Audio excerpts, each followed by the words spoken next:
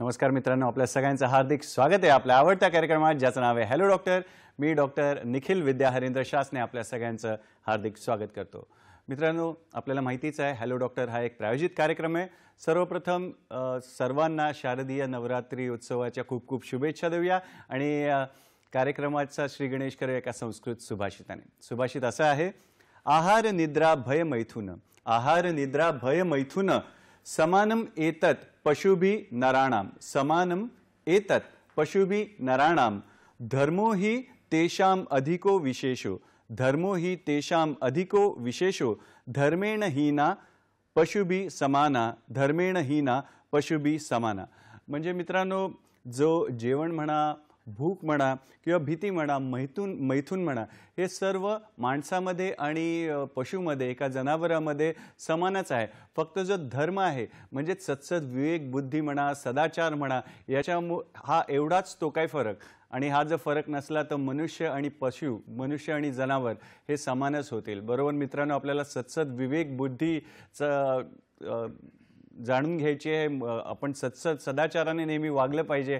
आणि सुभाषितामध्ये आपण प्राण्यांचा उल्लेख पाहिलेला आहे. आणि भूक लागली किंवा भीतीपोटी जनावर चावतं देखील तर चावल्यावर जो आजार होतो अशा विषयाशी निगडीत असा आजचा आपला विषय आहे. पाहूया आजचा आपला विषय काय आहे. आजचा आपला विषय आहे रेबीज, आजार, कारणे आणि प्रतिबंध. आजचा आपला विषय आहे रेबीज, आजार, कारणे आणि प्रतिबंध. आणि या विषयावर मार्गदर्शन करायला थेट पुण्याहून सुप्रसिद्ध बीजे शासकीय वैद्यकीय महाविद्यालय येथून जनऔषध वैद्यकशास्त्र या विभागातील सहाय्यक प्राध्यापिका डॉक्टर पूनम संचेती आपल्यासोबत आहेत. नमस्कार मॅडम, स्वागत आहे कार्यक्रमात.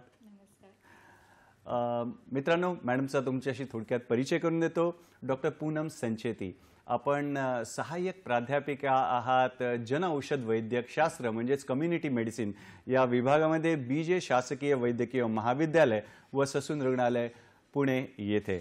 शिक्षणाविषयी सांगायचं झालं तर मॅडमनी जे MBBS आहे ते बीजे शासकीय वैद्यकीय महाविद्यालय, बीजे म्हणजेच बायरामजी जीजीबॉय शासकीय वैद्यकीय महाविद्यालय व ससून रुग्णालय पुणे येथून शिक्षण घेतलं. म्हणजे आज जिथून मॅडमनी विद्यार्थी होते तिथेच मॅडम आता अध्यापन देखील करतायत. आणि पुढे मॅडमनी MD ही पदवी डॉक्टर वैशंपायन शासकीय वैद्यकीय महाविद्यालय जनऔषध वैद्यकशास्त्र या विषयात सोलापूर येथून केली. अनुभवाविषयी सांगायचं झालं तर मॅडमच्या गाठीशी 8 वर्षाचा अध्यापनाचा अनुभव आहे. मॅडम पदवी आणि पदव्युत्तर विद्यार्थ्यांना शिकवतात.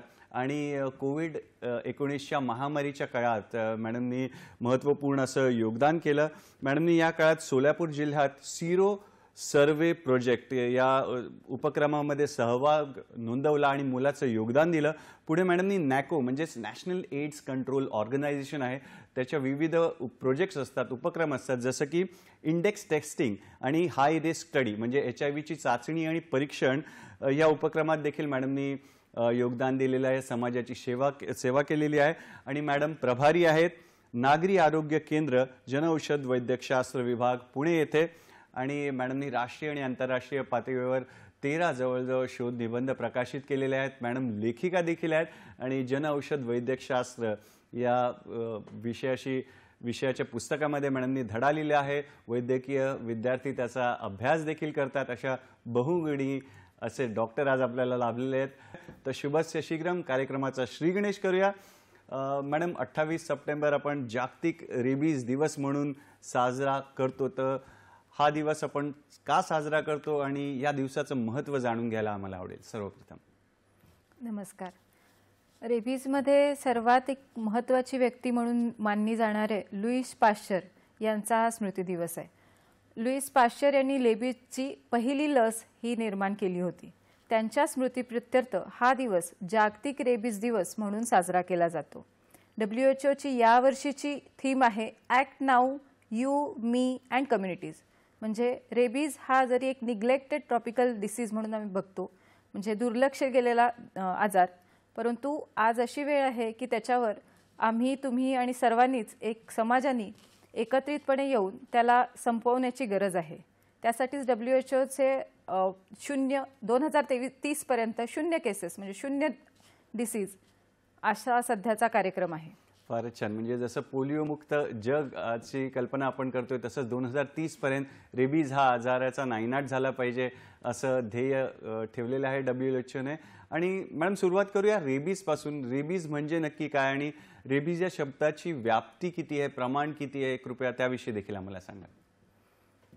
आता तुम्ही संस्कृत सुभाषिताने सुरुवात केलं तसाच हा रेबीज हा देखील एक राभास म्हणजे विध्वंस ह्या संस्कृत शब्दापासून निर्माण झालेला शब्द आहे. फारच छान. आणि त्याचप्रमाणे त्याला लॅटिनमध्ये एक पिसाळलेला म्हणजे हा मॅडनेस याचा अर्थाचा शब्द आहे रेबीज. यामध्ये आता याची व्याप्ती जसं तुम्ही विचारलं तर साधारण आफ्रिका आणि आशियाई खंडांमध्ये दरवर्षी 55,000 ते 60,000 मृत्यू हे रेबीज या आजाराने होतात आणि त्यातले 20,000 मृत्यू फक्त भारतात होतात. म्हणजे 1 लाखामध्ये साधारण 2 मृत्यू हा भारतातच होत असतो रेबीजमुळे. आता हा आजार कुठे आहेत किंवा व्याप्ती म्हटलं तर 150 पेक्षा जास्त देशांमध्ये हा आजार पसरलेला आहे. कुठे नाही असं म्हटलं तर जी पाण्याने वेढलेली बेटं आहेत जसं की अंदमान निकोबारची बेटं किंवा लक्षद्वीपची बेटं, जागतिक पातळीवर म्हटलं तर देश जे की ऑस्ट्रेलियाचा काही भाग असेल, तैवान असतील, आईसलँड, जपान इत्यादी देशांमध्ये रेबीज कमी किंवा नाही आहे. त्याला आपण रेबीज फ्री एरियाज असं म्हणतो. ओके. आणि मग रेबीज होण्यामागची कारणं काय काय असू शकतात त्याविषयी सांगा. आणि जोडून प्रश्न विचारतो की प्रसार कसा होतो ते देखील आम्हाला समजून घ्यायला आवडेल. रेबीज हा एक रॅब्डोविरिडी नावाच्या गटातील लायसा व्हायरस 1 या विषाणूपासून होणारा आजार आहे. हा विषाणू न्यूरोट्रॉपिक म्हणजे आपल्या मज्जासंस्थेवर त्याचा संसर्ग करतो. आता हा विषाणू माणसाच्या शरीरात कसा प्रवेश करतो तर हा विषाणू जो आहे तो सस्तन प्राण्यांच्या चाव्यामार्फत किंवा त्यांच्या लाळेमार्फत जखमेतून माणसाच्या शरीरात प्रवेश करतो. याच्यामध्ये वेगवेगळे सस्तन प्राणी आहेत ज्यांच्या मार्फत हा आजार पसरू शकतो. याच्यामध्ये कुत्रा, गाई, म्हशी, मेंढ्या, शेळ्या इत्यादी, त्याप्रमाणे गाढव, घोडा इत्यादी प्राण्यांमार्फत त्यांच्या चाव्यांनी हा आजार पसरू शकतो. आणि कोणकोणत्या प्राण्यांनी चावल्यावर किंवा दंश केल्यावर हा त्रास होत नाही, की रेबीजचा आजार होत नाही त्याविषयी देखील आम्हाला सांगा. हां, आता सस्तन प्राण्यांच्या चाव्यांनी हा आजार होतो असं मी सांगितलं. त्यामुळे सरपटणारे प्राणी आहेत म्हणजे काही वेळा असं वाटतं आपल्याला अरे साप चावला तर त्याच्यानी तर होऊ शकतो का, नाही होऊ शकत. आणि भारतात अजून तरी बॅट म्हणजे वटवाघुळामार्फत झालेला रेबीजची केस नाही आहे. इतर देशात जरी असली तरी तर भारतात आपल्याकडे वटवाघुळांमार्फत पसरणाऱ्या रेबीज आढळत नाही.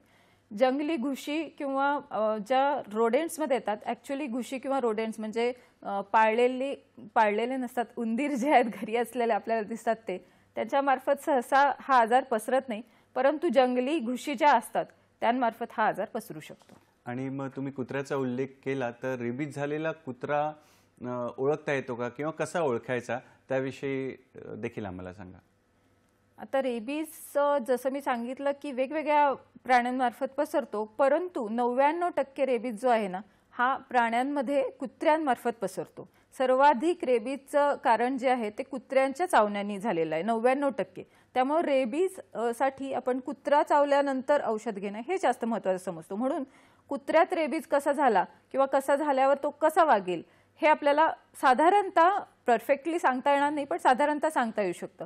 ज्या कुत्र्याच्या वागण्यात रिसेंटली म्हणजे अचानकपणे बदल झालेला आहे, म्हणजे जे अचानकपणे ॲग्रेसिव्ह किंवा असं सगळ्यांना चावत जाता, रन अमॉक म्हणतो आम्ही त्याला, एका व्यक्तीला 2 व्यक्तीला असं 30-40 व्यक्तींना ॲट अ टाइम एकाच वेळी त्यांनी चावा घेतला, अशा प्रकारे त्याच्यात बदल होऊ शकतो. त्या कुत्र्याची लाळ सतत वाहत राहू शकते. हा एक प्रकार झाला. दुसऱ्या प्रकारात काही काही वेळा काय होतं, कुत्रा असा निश्चित पडून राहतो, त्याला पॅरालिसिस झाल्यासारखा शांतपणे पडून राहतो. अशा वेळेला सुद्धा कुत्र्याला रेबीज झालेल्या असल्याची शक्यता असते. अशा वेळेला लक्षात येत नाही की हा निश्चित पडलाय म्हणजे नक्की आजारी आहे किंवा काय. तर आता मध्ये एक केस झाली, ब्रिजेश सोलंकी म्हणून कबड्डी पट्टू, त्यांनी एका कुत्र्यांना वाचवण्याचा प्रयत्न केला, पण ते पिल्लू त्यांना चावलं आणि त्यानंतर त्यांनी उपचार घेतल्यामुळे त्यांचा मृत्यू झाला. तर अशा वेळेला हे रेबीज झालेला कुत्रा असू शकतो हे ओळखता येणं किंवा ह्याची माहिती असणं अत्यंत गरजेचं आहे. म्हणजे हां, ही कुत्री जी आहेत ती विदाऊट प्रोव्होकेशन म्हणजे काहीच न करता देखील तुम्हाला चावू शकतात. बरं. म्हणजे दोन्ही टोकं बघायला मिळते. एकीकडे एकदम अग्रेसिव्हली अंगावर धावून किंवा चावा घेणारे असे कुत्रे किंवा निपचित पडलेला कुत्रा असं पण असू शकतो. तर आणि मग समजा श्वानाने किंवा कुत्र्याने चावा घेतला तर लक्षणं कधीपर्यंत दिसायला लागतात जेणेकरून आपल्याला कळेल की बाबा रेबीज हा आजाराची सुरुवात आहे किंवा त्याविषयी अच्छा, काय सांगणार? साधारणपणे जसं इतर आजारांमध्ये अधिशयन कालावधी आम्ही म्हणतो, म्हणजे विषाणूचा शरीरात प्रवेश झाल्यानंतर लक्षणं दिसेपर्यंतचा कालावधी, याला अधिशयन कालावधी असं आम्ही म्हणतो. तो काही आजारांमध्ये हा फिक्स किंवा साधारण रेंज असते. परंतु रेबीज हा असा आजार आहे ह्याच्यामध्ये काही दिवसांपासून काही महिन्यांपर्यंत हा अधिशयन कालावधी असू शकतो. आणि याच्यामध्ये कोणकोणत्या गोष्टींचा परिणाम होतो तर कुठल्या प्राण्याने चावा घेतलाय त्या प्राण्याला रेबीज असेल तर आता मी मगाशी सांगितलं त्याप्रमाणे तो 30-40 जणांना चावतो, तर त्याच्यामधून शरीरात किती व्हायरल लोड इंजेक्ट झालाय, म्हणजे किती व्हायरस विषाणू शरीरात टाकला गेला, याच्यावर सुद्धा किती जखमा शरीराला झाल्या, त्या जखमांची तीव्रता किती होती, त्यानंतर त्या जखमा ज्या वेळेला झाल्या त्यावेळेला कपडे घातले होते का, म्हणजे त्याचा काही प्रोटेक्शन बचाव होता का, त्यानंतर त्यांनी जखम धुतली किंवा उपचार घेतले का, आणि त्या व्यक्तीची इम्युनिटी, या सगळ्या गोष्टींवर त्या अधिशयन कालावधी हा निर्धारित होतो. आणि विषाणू संसर्ग झालेला आहे, समजा रेबीज झाला एखाद्या व्यक्तीला, कुत्र्याने चावला असं उदाहरण घेऊया, तर साधारण त्या व्यक्तीमध्ये कुठकुठली लक्षणं म्हणजे रेबीजची लक्षणं काय आढळून येतात त्याविषयी देखील आम्हाला सांगा. साधारणतः सुरुवातीच्या काळात म्हणजे फक्त थकवा जाणवणे, ताप येणे किंवा जखमेच्या ठिकाणी मुंग्या येणे अशी चालू होतात. प्रोडर्मल स्टेज आम्ही म्हणतो याला. तर याच्यानंतर मात्र उत्तेजित होणे किंवा एकदम चिडचिडा किंवा उत्तेजित होणे या प्रकारची. यानंतर माणसाला जे आहे ना ते पाण्याची भीती वाटणे, हायड्रोफोबिया ज्याला म्हणतो, किंवा आवाजाची देखील भीती वाटणे किंवा वाऱ्याच्या लहरांची भीती वाटणे, फॅन चालू असेल त्याची. यानंतर पाण्याच्या आवाजाची सुद्धा किंवा भीती वाटू लागते. मस्क्युलर स्कॅम्स, स्नायूंचे स्पॅम्स हे त्यामध्ये दिसू शकतात. हा मृत्यू जो आहे रेबीजचे लक्षणं दिसल्यानंतर 2 ते 3 दिवसात किंवा जास्तीत जास्त 5 ते 6 दिवसात माणसाचा मृत्यू होतो आणि हा अत्यंत वेदनादायक मृत्यू असतो. आणि सगळ्यात महत्त्वाचं म्हणजे रेबीज हा 100% फटाल म्हणजे 100% मृत्यू असा आजार आहे. आत्तापर्यंत या आजाराचे फक्त जास्तीत जास्त 10 व्यक्ती आजार झाल्यानंतर जिवंत आहेत. याला कुठल्याही प्रकारचा उपचार अस्तित्वात नाही. बापरे. काही वेळेला असा रुग्ण हा 99-95% जरी या प्रकारे एन्केफेलायटिस म्हणजे मेंदूचा संसर्ग म्हणून दिसून येतो, त्याप्रमाणेच पॅरालिसिसच्या पद्धतीने सुद्धा हा प्रेझेंट होऊ शकतो. यामध्ये आपण एक्सक्लुजन क्रायटेरियाने याचं डायग्नोसिस करायचं असतं, म्हणजे त्याला या कुत्र्याचा चावा झाला होता का ही हिस्ट्री खूप महत्त्वाची ठरते अशा वेळेला. बरं, म्हणजे एकदम गंभीर असा आजार आहे, उपचार नाही आहे. मित्रांनो, अजून महत्त्वपूर्ण असा विषय आहे. तुमचे पण आम्ही प्रश्नांची जरूर वाट पाहतोय. आणि मॅडम, लक्षणांविषयी सांगितलं तुम्ही, पाण्याची भीती वाटते किंवा एकदम एन्सेफेलायटिस मेंदूच्या इन्फेक्शनपर्यंतची गोष्ट सांगितली, पण मग कुठली अशी व्यक्ती या आजारांबाबत ज्यांना जास्त धोका आहे, अशा कुठल्या व्यक्ती आहेत का की कोणाला यापासून जास्त धोका उद्भवू शकतो, याविषयी काय सांगणार? म्हणजे कुठल्या व्यक्तींना जास्त शक्यता आहे की रेबीजचा त्रास व्हायची? रेबीज हा आजार श्वानदंश किंवा प्राणीदंशाने होतो. आता प्राणीदंश हे सहसा लहान वयोगटामध्ये म्हणजे 0 ते 24 वयोगटातले जे बालकं आहेत भारतात किंवा इतर, तर 40% हे प्राणीदंश या वयोगटामध्ये होत असतात. त्याशिवाय जे प्राण्यांच्या संपर्कात येणारे म्हणजे वेटरनरी डॉक्टर्स असतील किंवा प्राणी ज्यांच्या पाळले जातात किंवा जंगली जनावरांचा संपर्क ज्यांचा येतो, अशा प्रकारचे विक्रेते, रस्त्यावरील विक्रेते किंवा शेतात फार्मर म्हणजे आपले शेतकरी बंधू, या सर्वांमध्ये या प्राणीदंशांची शक्यता जास्त असते. आणि प्राणीदंश झाल्यामुळे जर उपचार घेतले नाहीत तर रेबीजची शक्यता अधिक असते. आणि मग अशा त्रासामध्ये किंवा रेबीजच्या आजारात कशा प्रकारे उपचार दिले जातात किंवा व्यक्तीसमोर कुठकुठले पर्याय उपलब्ध आहेत उपचाराबाबत, त्याविषयी देखील आम्हाला कृपया सांगा, त्याविषयी मार्गदर्शन करा. रेबीजचे उपचार मी आता मगाशी सांगितलं त्याप्रमाणे रेबीजवर कोणताही उपचार नाही. रेबीज झालेल्या व्यक्तीसाठी आता जसं त्याला पाण्याची भीती वाटते, हवेची भीती वाटते, यामुळे अशी शांत एखाद्या खोलीमध्ये त्यांना सिडेटिव्ज म्हणजे निद्रेचे औषधं देऊन त्यांचा मृत्यू कमी वेदनादायक करण्याचा प्रयत्न केला जातो. त्यामुळे या ठिकाणी बचाव म्हणजे प्रतिबंध आहे, हाच सगळ्यात मोठा उपाय आहे. आता हे प्रतिबंधाचा उपाय करताना त्याच्यामध्ये सगळ्यात पहिली पायरी येते ती म्हणजे वुंड केअर आम्ही म्हणतो, म्हणजे जखमांची काळजी. तर याच्यामध्ये जे जखम झालेली आहे त्या ठिकाणी रेबीजचा विषाणू हा त्याची संख्या वाढण्याची शक्यता असते, म्हणजे तिथेच वाढतं. तर त्यासाठी आपण काय करतो, तर नळाच्या पाण्याखाली साबण आणि नळाच्या पाण्याने 15 ते 20 मिनिटं ही जखम धुवून घेतली पाहिजे. पाण्याने धुवून घेतल्याने तिथला विषाणू निघून जाण्यासाठी खूप मदत होते, म्हणजे 80% विषाणू हे तिथले निघून जाऊ शकतात. आता पाण्याने साबण पाण्याने धुतल्यानंतर आपण त्याच्यावर केमिसायडल म्हणजे व्हिरुसायडल हे विषाणू मारणारे केमिकल्स, प्रोविडोन, आयोडीन इत्यादीनुसार ती जखम स्वच्छ करून घेतली पाहिजे.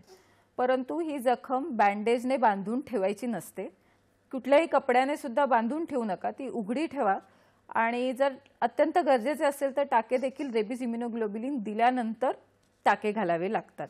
याशिवाय जखम झाली आहे तर त्याच्याबरोबर टिटॅनस टीटी इंजेक्शन दिलं जातं. त्याच्याबरोबर जखमेत संसर्ग होऊ नये याच्यासाठी अँटीबायोटिक्स औषधं ही डॉक्टरांच्या सल्ल्याने घेतली पाहिजेत.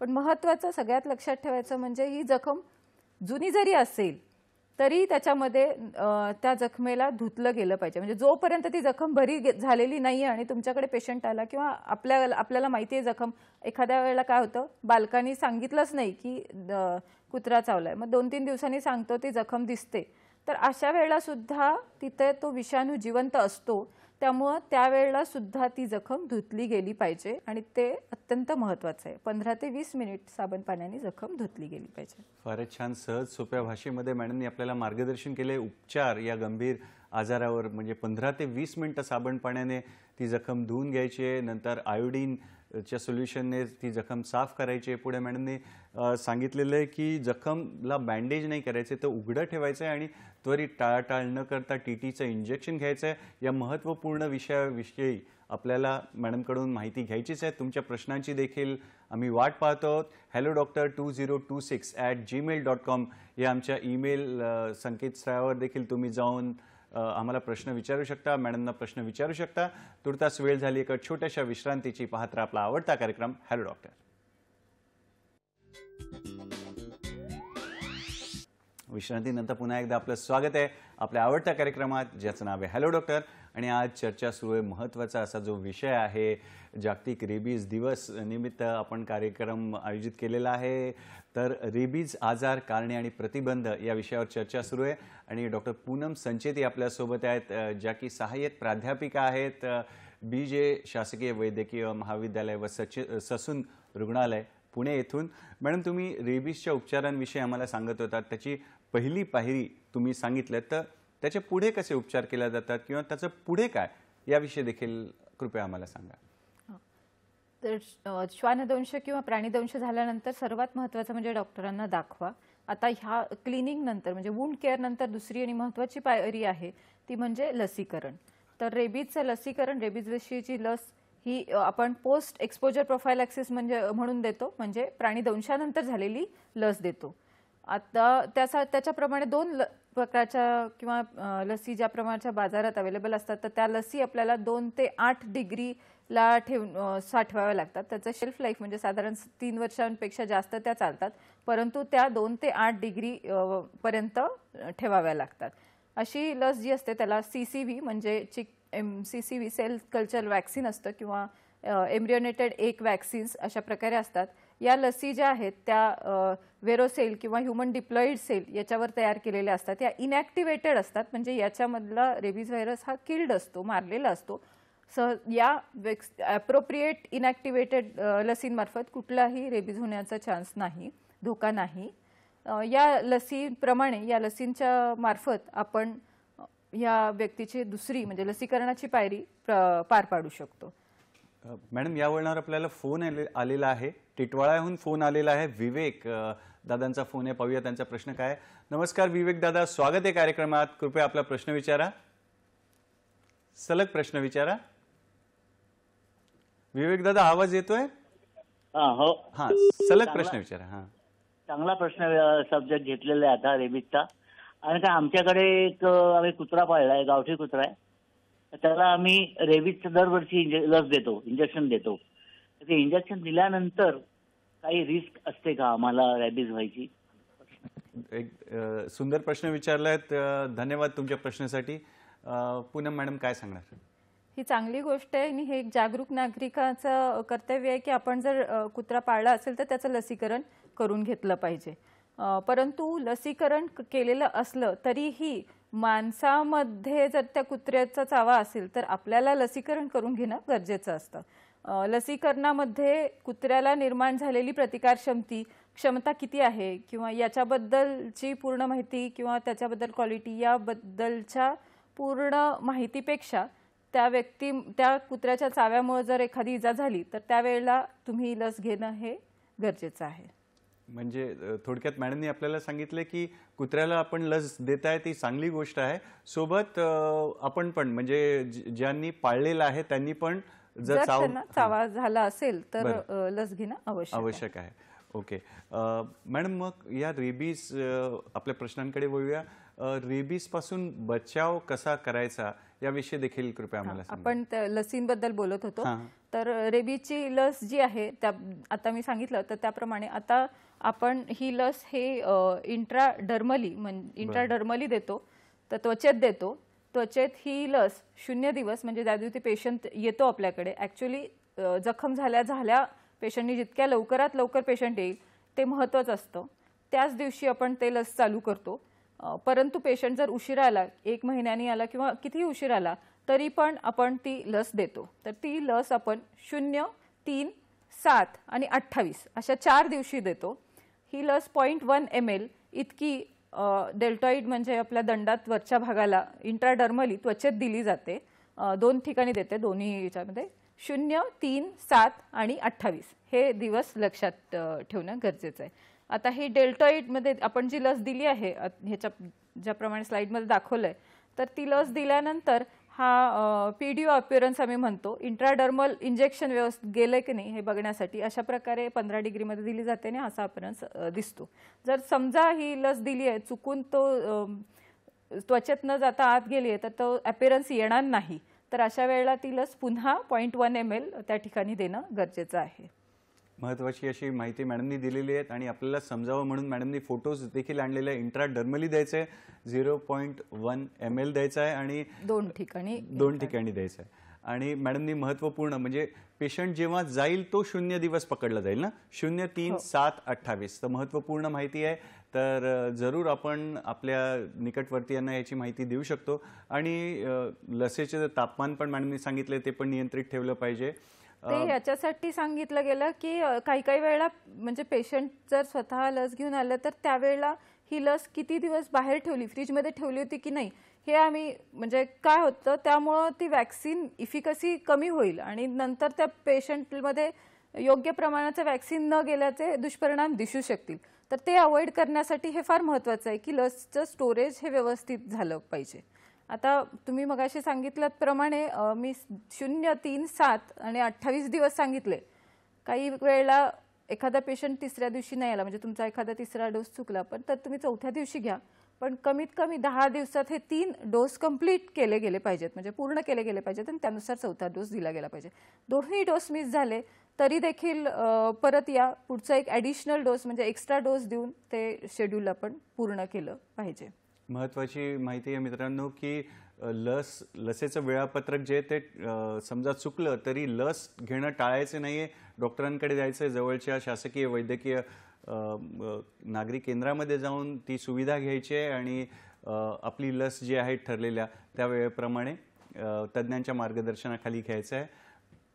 एक आपल्याला या वळणावर फोन आलाय मॅडम, पाहूया त्यांचा प्रश्न काय. नमस्कार, स्वागत आहे आपल्या कार्यक्रमामध्ये. कृपया आपला प्रश्न विचारा. मला असं विचारायचं होतं की त्वरित उपचार न घेतल्यास कोणते धोके निर्माण होऊ शकतात, काय सांगाल याविषयी? असं अजिंक्य बदलापूरहून आहेत. त्वरित उपचार नाही घेतलं तर कुठला धोका उद्भवू शकतो असा त्यांचा प्रश्न आहे. धन्यवाद आपल्या प्रश्नासाठी.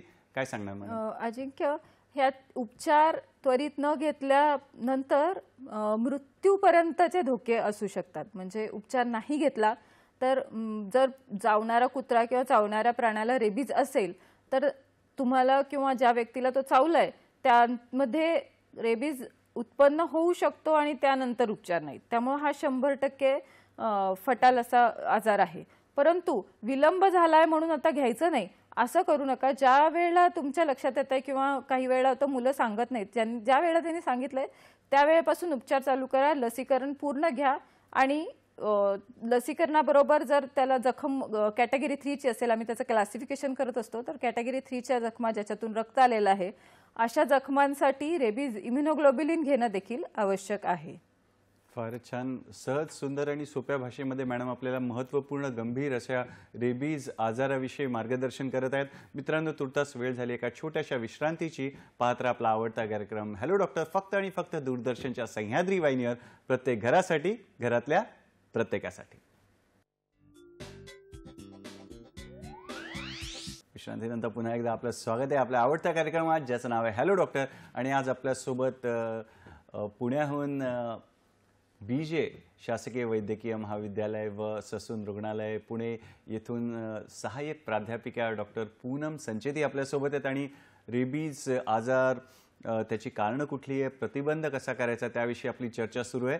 तर मॅडम, सर्वच प्रकारचे प्राणी चावल्यानंतर ही लस घेणं आवश्यक असतं का, आणि लस घेताना कुठली काळजी घेतली पाहिजे, हा जोडून प्रश्न तुम्हाला विचारतो. काय सांगणार मॅडम याविषयी? मगाशी सांगितल्याप्रमाणे सस्तन प्राण्यांच्या चाव्यानंतर आपण ही लस देतो, परंतु प्रत्येक जखमेच्या नंतर आपण ही लस देत नाही. त्याचं कॅटेगरायझेशन असतं. तर ज्या वेळेला फक्त लाळ इंटॅक्ट स्किनवर, म्हणजे जिथं जखम नाही आहे अशा त्वचेवर लाळ गळली आहे किंवा तुम्ही त्याला खाऊ घातलंय, अशा वेळेला सहसा याची गरज नाही आहे. म्हणजे ह्याला आम्ही कॅटेगरी 1 वुंड म्हणतो. याच्यामध्ये मी पहिल्या सांगितल्याप्रमाणे जखमेची काळजी घेणं हे सफिशियंट किंवा परिणामकारक आहे.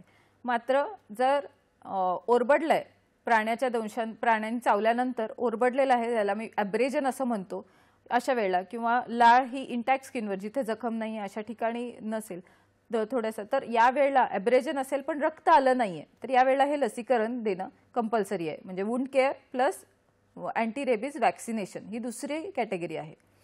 आता त्याचप्रमाणे जर चाव्यानंतर रक्त आलंय किंवा ज्याला आम्ही ट्रान्सडर्मल वुंड असं म्हणतो, तर अशा वेळेला मात्र किंवा हे चावणारा जो प्राणी आहे तो जंगली श्वापद असेल तर अशा वेळेला हे कॅटेगरी 3 वुंड असं पकडलं जातं. मग कॅटेगरी 3 वुंडमध्ये वुंड केअर, जखमेची काळजी, लसीकरण याबरोबरच रेबीज इम्युनोग्लोब्युलिन हे घेणं अत्यावश्यक आहे.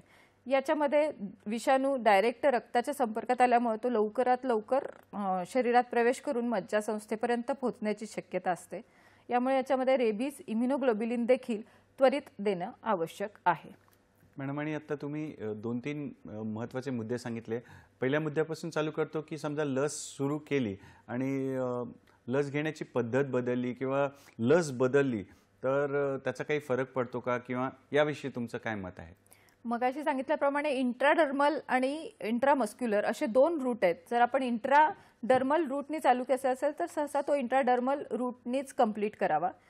जर पेशंटला HIV पॉझिटिव्ह असेल किंवा इम्युनोकॉम्प्रोमाइज स्टेटस असेल किंवा तो क्लोरोक्विनवर असेल किंवा केमोथेरपी असेल, कॅन्सरची ट्रीटमेंट असेल, तर अशा वेळेला मात्र आपण इंट्रामस्क्युलर म्हणजे स्नायूमध्ये इंजेक्शन चालू करतो आणि तेच कंप्लीट करावं. इंट्राडर्मल चालू केल्यानंतर सहसा इंट्रामस्क्युलरला चेंज करू नये. त्याचप्रमाणे जे इंजेक्शन चालू केलेलं आहे, म्हणजे जे लस चालू केली आहे तीच कंप्लीट करण्यात, ती चेंज करू नये किंवा बदलू नये सहसा. परंतु अत्यावश्यक परिस्थितीत ज्या वेळेला लस उपलब्धच नाहीये त्यावेळेला न देण्यापेक्षा उपलब्ध लस देणं चांगलं. फारच छान मॅडम. आणि तुम्ही वर्गीकरण केलं कॅटेगरी 1, कॅटेगरी 2, कॅटेगरी 3, आणि जसं तुम्ही सांगितलं त्यावरून लक्षात येतं की कॅटेगरी 3 ची जी आहे वर्गीकरण ते गंभीर आहे आणि त्यात तुम्ही काहीतरी इम्युनोग्लोब्युलिन विषयी पण म्हटलं, तर त्याविषयी आम्हाला सांगा की कसं द्यायचं असतं ते इम्युनोग्लोब्युलिन आणि कधी देतात त्याविषयी थोडं आम्हाला सांगा. आता जे रेबीजचं वॅक्सिन किंवा लस आहे ती शरीरात गेल्यानंतर 7 ते 14 दिवसांपर्यंत त्याच्यापासून प्रतिजैविकही तयार होतात. साधारण 14 दिवसापर्यंत आपल्याला न्यूट्रलायझिंग अँटीबॉडी जेवढ्या आवश्यक आहेत तेवढ्या तयार होतात. परंतु जर जखम तीव्र असेल किंवा जखमेत ट्रान्सडर्मल म्हणजे रक्तात विषाणूचा संपर्क आला, डोक्यावर, मानेवर किंवा हातावर, अशा जखमा असतील आणि त्या ट्रान्सडर्मल असतील, ज्याच्यातून रक्त आलंय अशा जखमा असतील, तर यावेळेला त्या विषाणूचा जो स्पीड आहे तो 3 मिलीमीटर/आवर या वेगाने जातो. यानुसार संसर्ग मेंदूला मज्जासंस्थेत लवकर संसर्ग झाला तर पुन्हा त्या लसीचा उपयोग होणार नाही. जोपर्यंत आपल्याला स्वतःच्या शरीरातली प्रतिजैविक तयार होत नाहीत तोपर्यंत आयत्या प्रतिकारशक्तीची गरज आहे. तर ही आयती प्रतिकारशक्ती म्हणजेच हे रेबीज इम्युनोग्लोबिलिन. ते 2 प्रकारचं आहे. त्याला इक्वाइन रेबीज इम्युनोग्लोबिलिन जे घोड्यातून हायपर इम्युनायझेशन करून तयार केलेलं असतं ते आपण वापरू शकतो. 40 इंटरनॅशनल युनिट पर kg या प्रमाणात आपण ते वापरतो. जखमेत पूर्ण इन्फिल्ट्रेट केलं पाहिजे. म्हणजे जेव्हा पेशंट येतो पहिल्यांदा जर त्यांनी वॅक्सिन घेतलेली नाही, लस घेतलेली नाही तर लगेच आपण ते कॅटेगरी 3 वुंडमध्ये इन्फिल्ट्रेट केलं पाहिजे. याच्यामध्ये महत्त्वाची गोष्ट म्हणजे जर लस घेतली असेल आणि 7 दिवसांपेक्षा जास्त दिवस झाले असतील तर मात्र आपल्याला हे रेबीज इम्युनोग्लोबिलिन देता येत नाही, कारण तोपर्यंत स्वतःच्या अँटीबॉडीज प्रतिकारशक्ती तयार होत आलेली असते. आता इक्वाइन प्रमाणेच हा जो डोस आहे हा आपल्याला मॅक्झिमम डोस जो आहे तो द्यायचा आहे वुंडमध्ये, म्हणजे जखमांमध्ये आपल्याला तो द्यायचा आहे. पूर्वीच्या गाईडलाईन्स प्रमाणे आपण इंट्रामस्क्युलर देत होतो, परंतु आता मॅक्झिमम डोस हा जखमेमध्ये द्यायला सांगितलेला आहे. तर याच्यामध्ये काय होतं, काही काही वेळेला 2 प्रकारचे आहेत. जखमा जास्त आहेत, डोस कॅल्क्युलेट केलेला कमी आला आहे, तर यावेळेला त्याला डायल्यूट करून सर्व जखमांमध्ये रेबीज इम्युनोग्लोबिलिन गेलं पाहिजे. काही वेळेला होतं की पंक्चर वुंड्स आहेत, म्हणजे आतपर्यंत वुंड आहेत, तर डीप इन्फिल्ट्रेशन हे रेबीज इम्युनोग्लोबिनचं करावं लागतं. काही ठिकाणं जसे की कान असेल, नाक असेल, हाताचे टिप्स, फिंगरप्रिंट टिप्स असतील, तर या ठिकाणी इंजेक्शन देताना कंपार्टमेंट सिंड्रोम होऊ नये अशा पद्धतीने आपण ते इंजेक्शन देतो. फारच छान मॅडम, तुम्ही आम्हाला लसीचं महत्त्व सांगितलं, कशी द्यायची, कुठे द्यायची त्याविषयी आणि मार्गदर्शन केलं, वर्गीकरणाविषयी सांगितलं. पण अशी काही परिस्थिती आहे का किंवा की ज्याच्यामध्ये लस द्यायची नसते किंवा प्रतिबंधित सांगितलेलं आहे, तर अशा कुठल्या परिस्थिती आहेत किंवा कुठल्या व्यक्तींमध्ये देऊ नये लस, असं काही आहे का? रेबीजच्या आजारामुळे 100% मृत्यू ओढवतो. त्यामुळं गर्भवती स्त्रिया असतील, स्तनदा माता असतील किंवा कोणताही आजार असेल, रेबीजसाठी लसीसाठी कोणताही प्रतिबंध नाही. रेबीजच्या लसीला सर्वच जर पोस्ट एक्सपोजर झालं असेल, म्हणजे प्राणीदंश झाला असेल, तर त्या व्यक्तीला रेबीजची लस ही द्यावी. याच्यामध्ये इम्युनोग्लोबिलिन जे आपण पाहिलं, इक्वाइन इम्युनोग्लोबिलिन, ते आता प्युरिफाईड फॉर्ममध्ये येतं. प्युरिफाईड फॉर्मला फॅब म्हणतो. त्याच्यामध्ये सुद्धा कॉम्प्लिकेशन्स किंवा सिव्हिरिटी कमी असतात. 1,50,000 रुग्णांपैकी एखाद्यालाच ॲनाफिलॅक्टिक रिॲक्शन वगैरे येऊ शकते, बाकी त्याचे परिणाम होत नाहीत.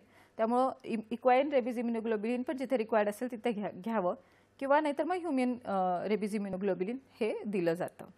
सहज सोप्या भाषेत मॅडमनी सिद्धांत जो वैद्यकीय प्रॅक्टिसमध्ये सांगितला जातो की लाईफ ओव्हर लिम्ब, म्हणजे जीवनाला महत्त्व आहे, अवयवाला नाही. त्याच्यामुळे जे आहे प्रतिबंध कुठल्याही कंडिशन परिस्थितीमध्ये नाही आहे. आणि मॅडम असं काही आहे का की या लसीचे काही दुष्परिणाम ओढवतात, त्याविषयी थोडं आम्हाला सांगा. दुष्परिणाम काही लसीमुळे होऊ शकतात का, काय सांगता? या लसीपासून असे घाबरण्यासारखे फार काही दुष्परिणाम नाहीत. तर लस दिली आहे त्या ठिकाणी थोडंसं तुम्हाला म्हणजे अशक्तपणा थोडा वाटू शकतो कधी कधी, किंवा थोडंसं मुंग्याने पण जास्ती काही दुष्परिणाम त्याचे नाही आहेत. आणि जी माणसं अभयारण्यात म्हणा काम करतात किंवा ज्यांचा पेशा जो आहे ते जनावरांशी निगडीत आहे, प्राण्यांशी निगडीत आहे, तर अशा व्यक्तींनी ही लस आधीच घ्यायला पाहिजे का किंवा आधी दिली जाते का, त्याविषयी देखील कृपया आम्हाला मार्गदर्शन करा की काय करावं अशा लोकांनी.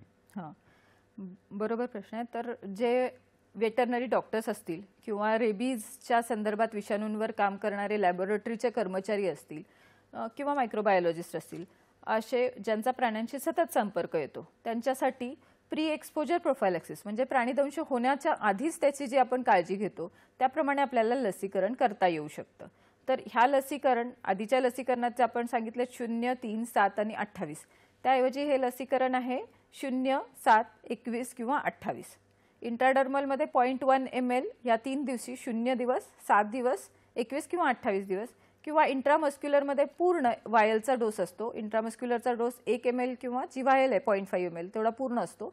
तर तो 0 दिवस, 7 दिवस आणि 21 किंवा 28 दिवस या वेळेला आपण देऊ शकतो. इंट्राडर्मलमध्ये आपण फक्त डोस वाचवतो, 0.1 ml आहे आणि इंट्रामस्क्युलरमध्ये 1 ml म्हणजे पूर्ण वायल द्यावी लागते. त्यामुळे इंट्राडर्मल सध्या आपण वापरतो. मॅडम, एकदम डिटेलमध्ये आपल्याला सगळं सांगतायत, त्याचा आपल्याला फायदा घ्यायचा आहे, आपल्या लोकांमध्ये, परिजनांमध्ये या कार्यक्रमाचा प्रचार प्रसार करायचा आहे. आणि मित्रांनो, तुम्ही तुमच्या मनातले जे प्रश्न आहेत ते आम्हाला hello-doctor2026@gmail.com या आमच्या ईमेल आय डीवर देखील पाठवू शकता आणि मॅडमचं मत आपण घेऊ शकता या विषयावर. मॅडम, समजा असं झालं की रेबीजची लस जी आहे ती व्यक्ती घेतोय आणि पुन्हा एखादा प्राणी त्याला चावलेला आहे, तर मग या कंडिशनमध्ये काय करायचं? या परिस्थितीत कशा प्रकारे उपचार दिले जातात? असे पण पेशंट्स येतात ज्यांनी पूर्वी घेतलेली आहे रेबीजची लस. आता ज्या वेळेला रेबीजची लस ही पोटात देत होते तशी लस घेतली असेल तर ती पुन्हा रेबीजची लस ही घ्यावीच लागते. परंतु नवीन मॉडर्न ज्या रेबीजच्या लसी आहेत त्या जर घेतल्या असतील, त्याचा पूर्ण रेकॉर्ड त्या व्यक्तीकडे अवेलेबल असेल, पूर्ण पोस्ट एक्सपोजर प्रोफायलॅक्सिस म्हणजे 0, 3, 7 आणि 28चा इंट्राडर्मल किंवा 0 दिवस, 3 दिवस, 7 दिवस, 14 आणि 28 असे 5 डोसेस इंट्रामस्क्युलर स्नायूतील लस याबरोबरचा पूर्ण उपचार जर मागच्या वेळेला घेतला असेल आणि त्याचे पूर्ण डॉक्युमेंटेशन रेकॉर्ड्स उपलब्ध असतील, तर अशा वेळी फक्त बूस्टर डोस जर 3 महिन्यापेक्षा जास्त कालावधी लोटून गेला असेल तर घ्यावे लागतात. ते 0 दिवस आणि 3 दिवस या दिवशी घेता येतात. त्याच्यामध्ये तुम्ही इंट्रामस्क्युलर किंवा इंट्राडर्मल शेड्यूलनुसार घेऊ शकता. जर हा कालावधी 3 महिन्यांपेक्षा कमी असेल तर वुंड केअर सफिशियंट आहे. एकदा पूर्ण पोस्ट एक्सपोजर प्रोफायलॅक्सिस घेतलेलं असेल तर त्यानंतर पुन्हा रेबीज इम्युनोग्लोबुलिन घ्यावे लागणार नाही. फारच छान, महत्त्वाचा विषयावर चर्चा सुरू आहे. छान मॅडम मार्गदर्शन करतायत. मित्रांनो, तुमच्या फोनची आणि तुमच्या प्रश्नांची देखील आम्ही वाट पाहतोय. तर तुर्तास वेळ झाली एका छोट्याशा विश्रांतीची. पाहत राहा आपला आवडता कार्यक्रम हॅलो डॉक्टर.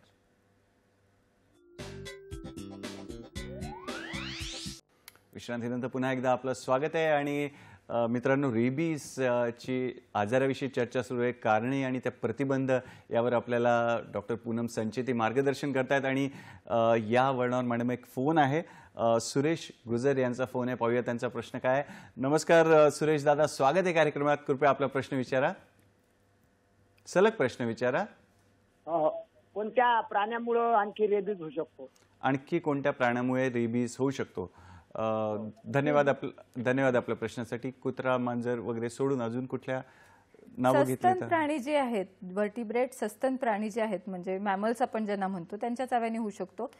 माणसातून माणसात झालेला रेबीज चाव्यामुळे असा अस्तित्वात नाहीये. पण गायी, म्हशी, घोडा किंवा गाढव किंवा शेळ्या, मेंढ्या इत्यादी प्राण्यांमुळे हा, याशिवाय जंगली श्वापद म्हणजे लांडगा इत्यादींच्या चावल्यामुळे सुद्धा होऊ शकतो. रॅबिट्स पण म्हणू शकता. त्याच्यामध्ये वटवाघुळामुळे होत नाही भारतात, पण इतर ठिकाणी तो होतो.